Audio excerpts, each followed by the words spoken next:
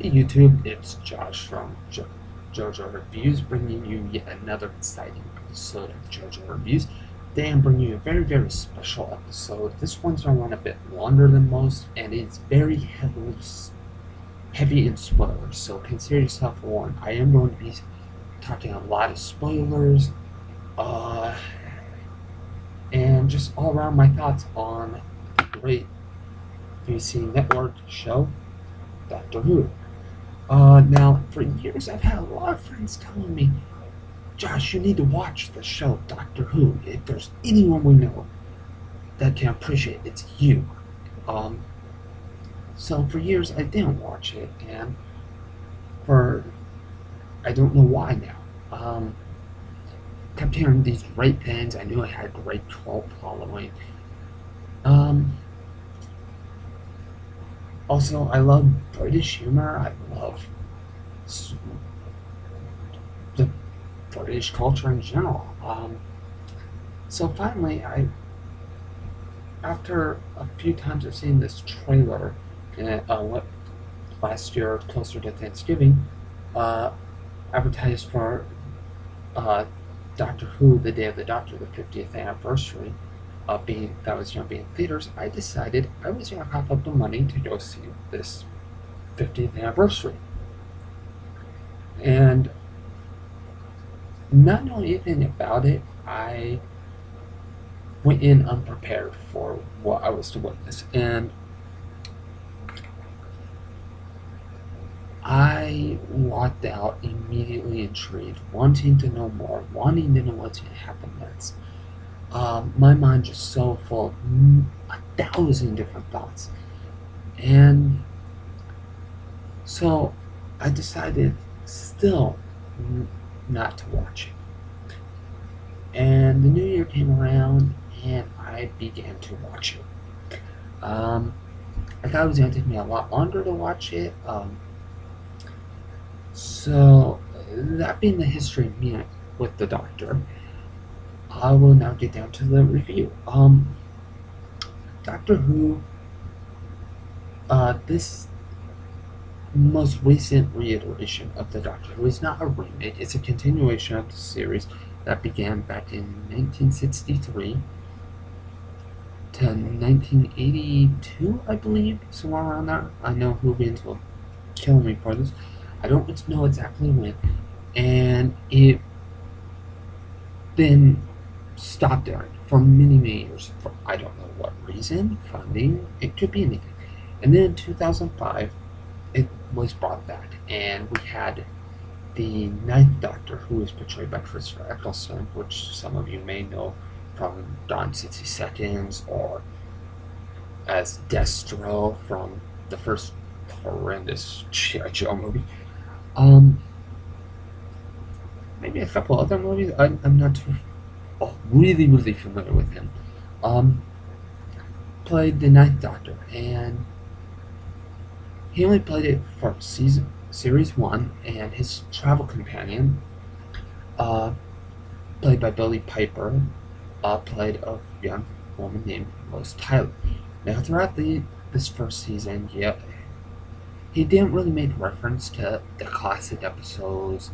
They never went to any other planets or anything. They kept it around Earth, just for those who are just trying to get into it. Um, so they always, in just about every episode, Rose is in danger. And throughout this first season, you're going to see a lot of these following words, Bad Wolf. And it starts to make you wonder, well, what is Bad Wolf? A big bad wolf? You know, what is it? I also noticed it mentioned in, like I said, I saw the 50th anniversary first. Um, I was like, what is it? So throughout it, it starts showing up more and more till finally we come to the conclusion of series one, and the Doctor is facing off against his oldest rival and the probably most terrifying rival I can think of, the Daleks. Yeah, these creatures completely terrify me to no end. I definitely see how they're actually scary now. Um, so throughout it, you get to see some pretty cool things. You get to see the death of the Earth. In episode two, um, uh, episode three, yeah, meet Charles Dickens, I believe. That was a then then there's occasionally throughout the whole series you're gonna find episodes that have part one, part two, continuation episodes.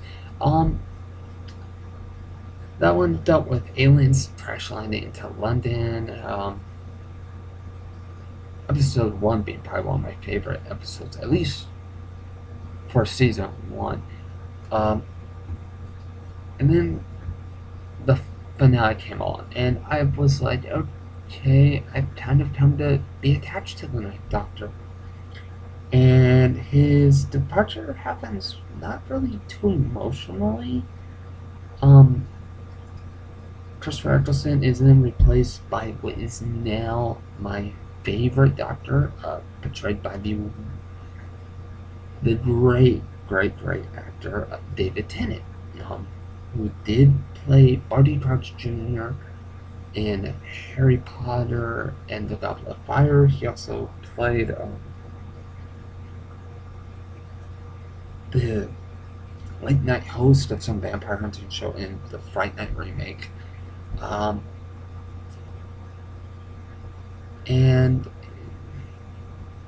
he starred in the show from series 2 through series 4. He played the Doctor for 3 seasons as the 10th Doctor, and he continued the story of these chronicles with Rose Tyler, who at the end of season 1, which I failed to mention, you discover she is the Bad Wolf. She has actually been imbued with the soul of the TARDIS. The TARDIS being the Doctor's mode of transportation. I'll put some links below to have you guys, if you're confused with what I'm talking about, I'll put a link below to a video called Doctor Who Explained that will explain everything. So you continue that, and then you find he replaces his companions, and try watching this last episode with Rose Tyler and not crying on that scene of the beach. I'm not gonna spoil what happened. You Whovians, you know what I'm talking about. It's a tearjerker. It was a nice send off. So then we got around to a Christmas special. Now, Christmas specials have always been very unique. Oftentimes, that's the time you'll get the new Doctor. So we had, instead of a new Doctor, we got Donna, and I'm not gonna lie, the first time I met Donna, I hated her. I really, really did. So she sits around for one episode, and the Doctor invites her to travel with him, and she says no, so he goes and he picks up Martha Jones. Oh my god, what bad can I really say about Martha Jones? The Martha Jones saga. It was one of the best. Absolutely loved her. The actress that portrayed her did a great job. Very impressed. It always goes into the thing of getting homesick, missing your family. The idea of, can you just run away and leave your family? It delved into that thought process with me a lot. Anyways, throughout the second series, you start getting glimpses in the background of a special someone, let's say. I know I said it's going to be very spoiler heavy, but some things I still want you people who haven't watched it to go experience this for yourself. So you get some glimpses, and it starts. Wait, did I see that in the background? Or whoa, what's going on? And it starts taking you to other planets. From the moment David Tennant took over as the 10, you got out into the universe. You explored everywhere. You met some really cool creatures. The Ood, the Slovene, I believe they're pronounced, which I introduced in the first series during the Ninth Doctor. They were the one. They had a two-part episode. They wrap up their story in this new one, this new Doctor, David Tennant era, and there's some episodes. I never felt like the filler episodes really were filler. There were times where it would slow down from the excitement, and those episodes did feel longer than they needed to be. But in the end, I didn't regret seeing any of the episodes. It always made it more intriguing of, well, if the episode was that, wow, what are we gonna see next? Where's the 10th Doctor gonna take us? And I should have been asking myself, where is he not gonna take us? I mean, takes us to quite, I think, hell. Starring 8 episodes, Satan's Pit. Let's see. Takes us back to World War One, World War Two era. About I don't really tell what time era that was.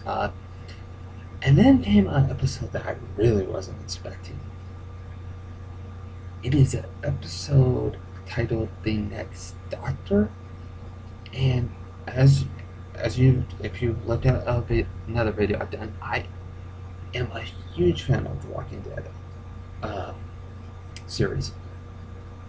I have done a review. I will bring you a review soon, hopefully, of the second half of Series 4. But I definitely loved The Governor. And to my surprise, the series that I also absolutely love is Doctor. And to bring the Governor into the Doctor Who's world. Now, he's not playing the Governor. It's the actor that plays the Governor. I don't know his name. But you see him in this, and then it is probably one of the best episodes of that season. Season, I want to say 4. Had another classic villain, the Cybermen, and these are some of these characters are villains or monsters are pretty cool. And then we come to the end, nearing the end of series 4, and we get introduced to the Doctor, another one of the Doctor's oldest villains, in probably one of my favorites, the Master. As there's no real videos that I explain Master, I'll do my best to kind of sum him up. He's also a Time Lord from the planet Gallifrey. The hints they drop say that the Master and the Doctor were friends once upon a time, but as children, young Gallifreyans, Time Lords, are taken to stare at the I believe the Doctor refers to it as the vortex of time and space, and he's just driven batshit crazy. Starts hearing this 4-beat tapping. That's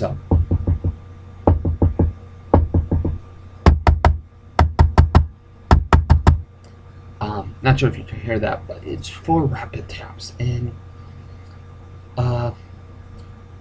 yeah, he nearly kills the Doctor. It's really a bizarre couple episodes, and this one is divided into, I think, 2 or 3 parts. Well worth watching these three. Some of these episodes are are much better than others. I'm not gonna lie. Like I said, the filler episodes never felt like filler, but Hurricane filler is filler, as enjoyable as it is. So the master story gets wrapped up. Then we say goodbye to her, to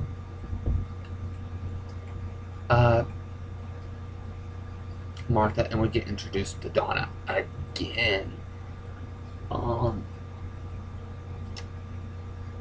Not at first, I really still didn't like her.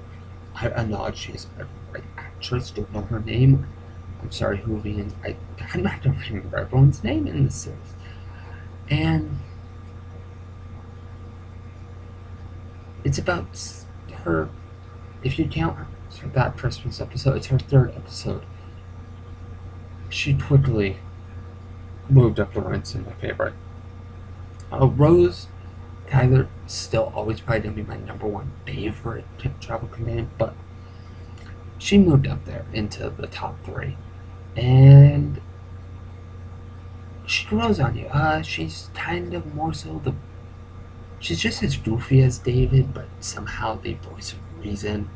But you do learn in episode turn right or don't turn left. I forget the episode title's name. But in this episode, you do find out the importance she played in the Doctor's life. Had that Christmas episode the year prior played out very, very differently.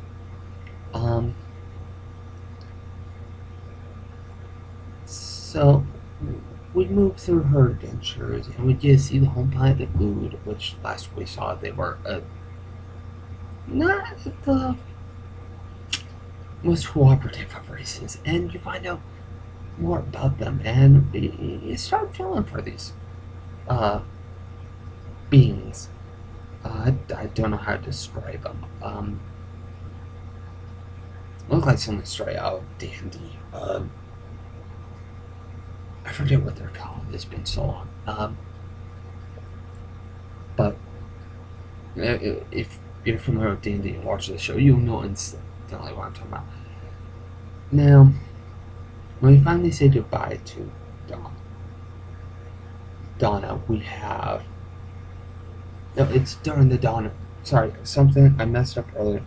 It's during the Donna series that we start to see a certain someone return.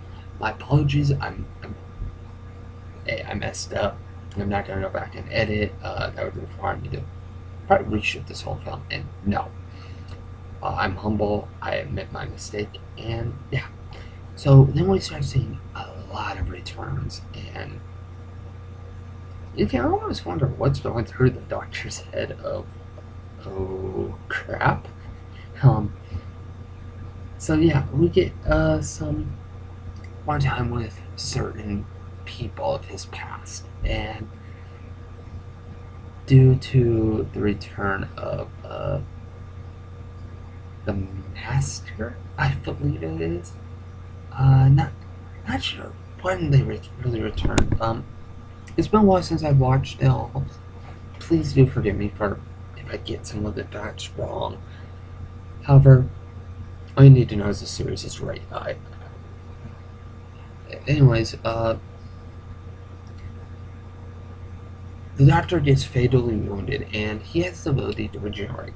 Henceforth, the different times and I think this is the first and only time thus far where the Doctor has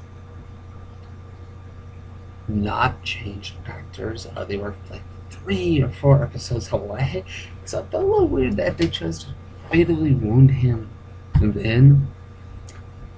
But in the 2013 Christmas special, they did explain why. They did a good job of covering that. Why did he regenerate then and all that? Anyways, yeah, when you're getting to see all these special people from Doctor's Past, you get a crossover of Sarah Jane Smith, another show from BBC that's a spin-off of the Doctor Who. She's also one of the travel companions from the original Doctor Who classics. And you have the other Doctor Who spin-off show, which I am currently watching, Torchwood. Uh, thus far, not as good, but it's a great way to fill that need for something within the Doctor Who universe to some extent. So, you're getting all these different things, and it's about to be chaos during those episodes.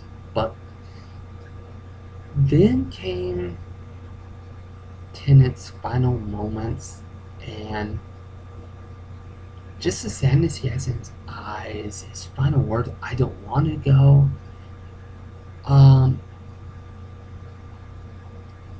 Just different things that happen. You really, really come to love this character now, this particular Doctor. Now comes a Doctor which I personally want to like more than Tennant. That being the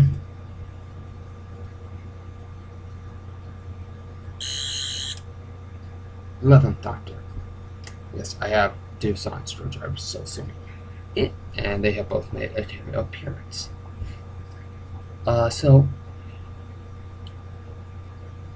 Reason I wanted to like him more. A little bit about myself, real quick. And the actor who played the 11th Doctor, Matt Smith. Matt Smith is born October 28th, 1983 or 2, I believe. However, I am born October 20th, 1984, so you can see why. And right away, God, you learn this Matt Smith's Doctor is a kid at heart. Now that we're at the 11th, and thus far, the only Doctor we've got to, and for this 21st century Doctor Who, we have learned they have very different personalities. Each one has a unique trait they brought to the table. Now, he meets a young girl, when he first meets her, she's not played by this particular actress, Karen Gillan, but her name is Amelia Pond. Henceforth, you will occasionally hear the people say, "Come on, Pond." It's referencing to this series. Now, Matt Smith played the Doctor from series 5 through 7. Now, if you're at this point, I'd like to bring something up. Doctor Who series 1 through 6 is on Netflix. Yeah, however, there are some websites out there where you can view the 7th series free. You do have to hunt. I'm not going to put a link. I don't want to get in trouble by anyone, so I'm sorry. Just Google it yourselves. It's pretty simple to find. Now, no thanks to him, I have a strange fascination with certain foods.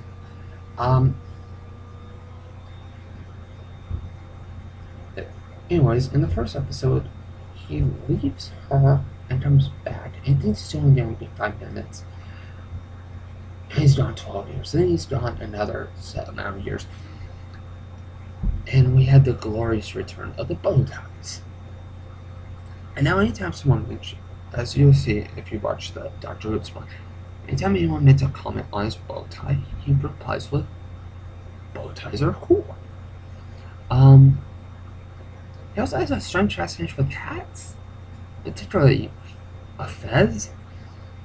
And we also get introduced to Amy Pond, Rory Williams, in Riversong, Dr. Riversong. Um, I don't know where to begin with that. This being a spoiler heavy video, I'm just going to come out and say, Riversong is in fact Amy and Rory's daughter who was conceived. When she was conceived, they had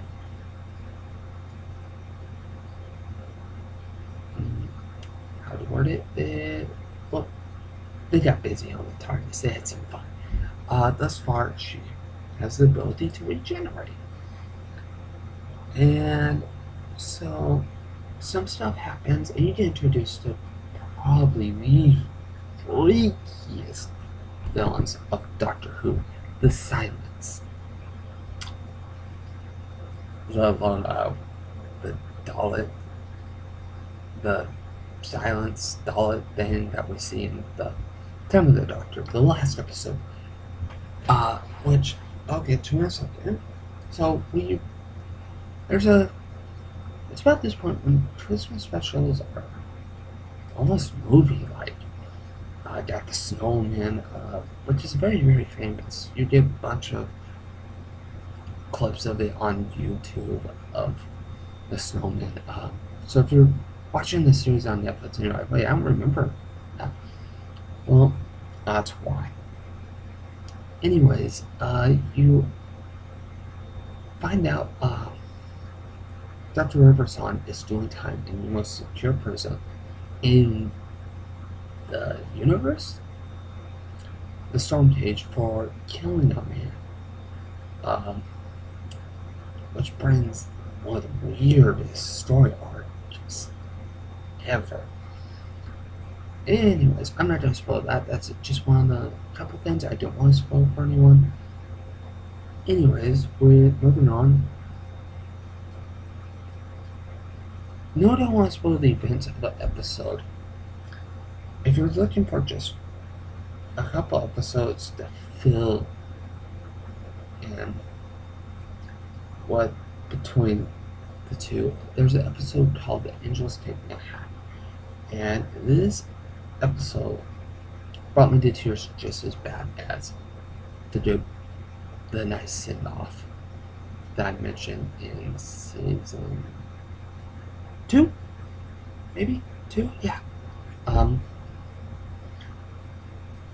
These two episodes held the same weight. Now, Amelia Pond, before I get on to the most recent travel companion, is my second favorite companion. Now, if you're trying to piece it together, it goes from my most favorite to least favorite. We got Rose Tyler, Amelia Pond, Donna, or better just known as Donna Doctor. That will make sense if you watch it. Then you have then you have Clara, Oswald, and Lynn with Martha. Now, I'm not racist. She just really did to me as well as I hoped. There are some touching moments, but her episodes were exactly my favorites. So I don't want anyone going, oh, well, he's a racist. Only black companion's his least favorite. No, it's just she didn't stick to me the way the others did. I'm sorry. Just my opinion. I didn't. If you go back, you will see I did say she was a good actress. If at the end, I apologize. I just said no. She's a great actress. So, anyways, we get into Clara's series now. The Doctor really didn't want her. In fact, he takes her simply out of, I think, trying to figure out who and what she is. She's often referred to as the Impossible Girl, as thus the title of her personal theme is titled The Impossible Girl. Now, during that time, we get not the best adventures. I'm gonna be honest. There were a couple I was like, oh my god, yes, love it. Now that being uh, Asylum of the Daleks. That's back in the Amelia Pond, the first episode of Series 7, but it does have Clara in it. That's the first time we can meet her. Another episode I love with her in it is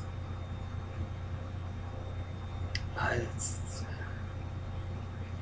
first episode, second half of Series 7. It's only about Wi-Fi, which has that famous scene where the Doctor's riding on a antique Rav, looks like a Harley Davidson, up a billion Britain called The Needle. And the other episode I absolutely loved was The Name of the Doctor. Now,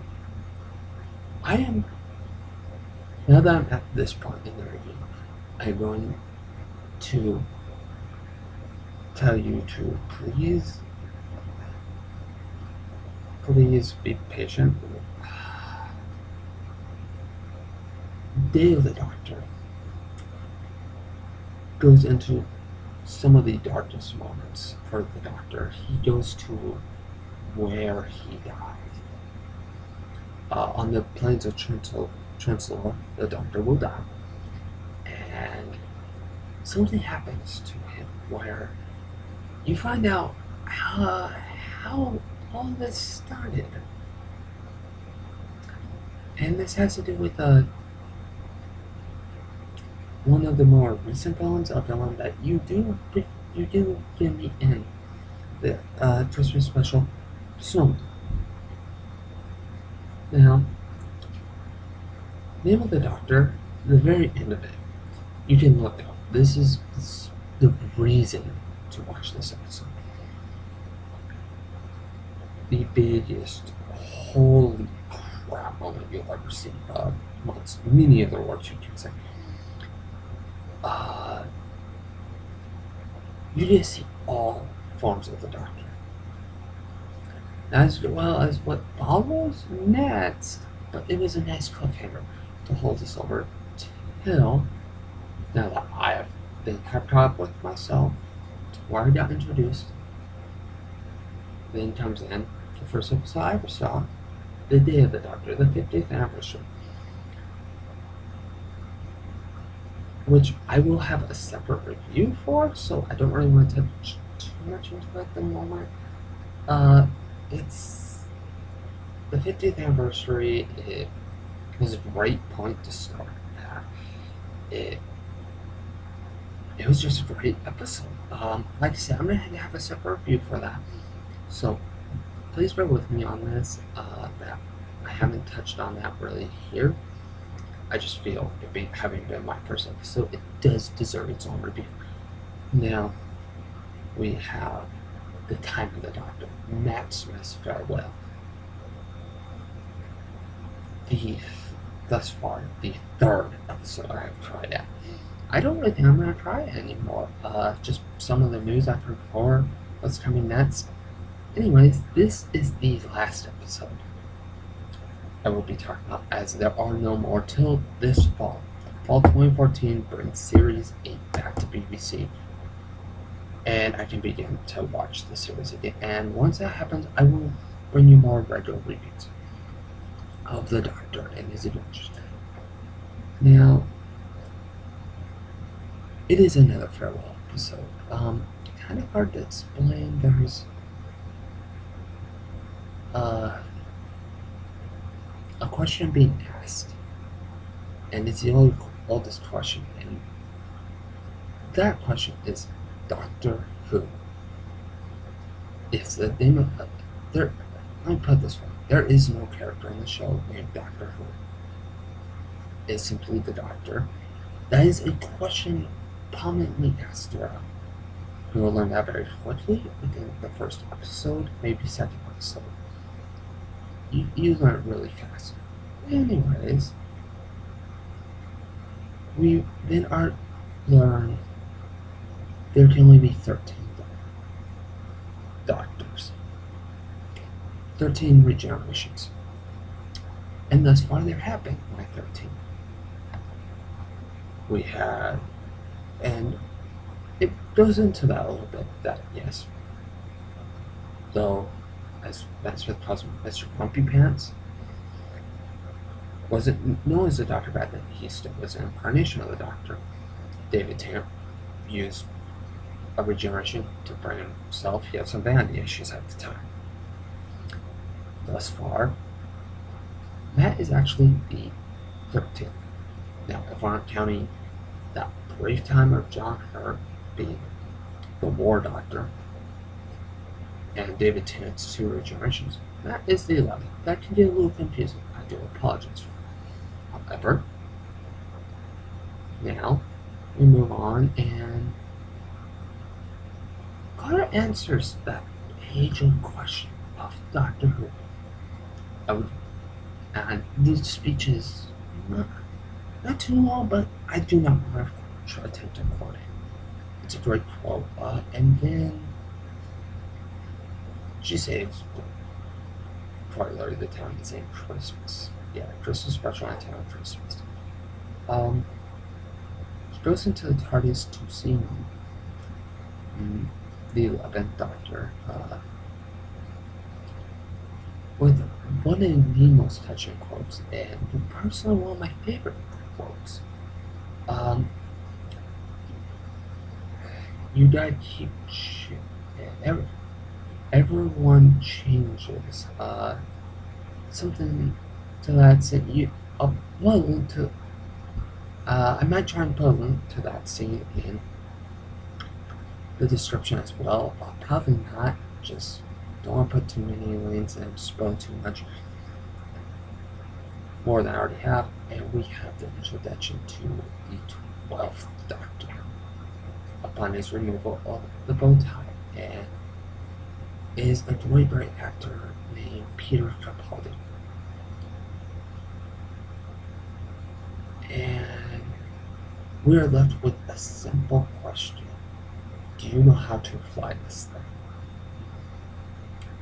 Now, I don't know what to think of what's going to happen next. However, with the series going on break right now, I'm going to give a rating to Doctor Who Series 1 through 7, 2005 to 2013,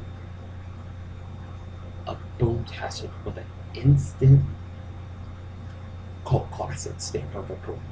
Worth watching every episode. There are going to be episodes you don't like. There are going to be episodes you love. There's going to be times you laugh. There's going to be times you cry. There's going to be times where you do both in one episode. Where you feel angry, where you feel happy.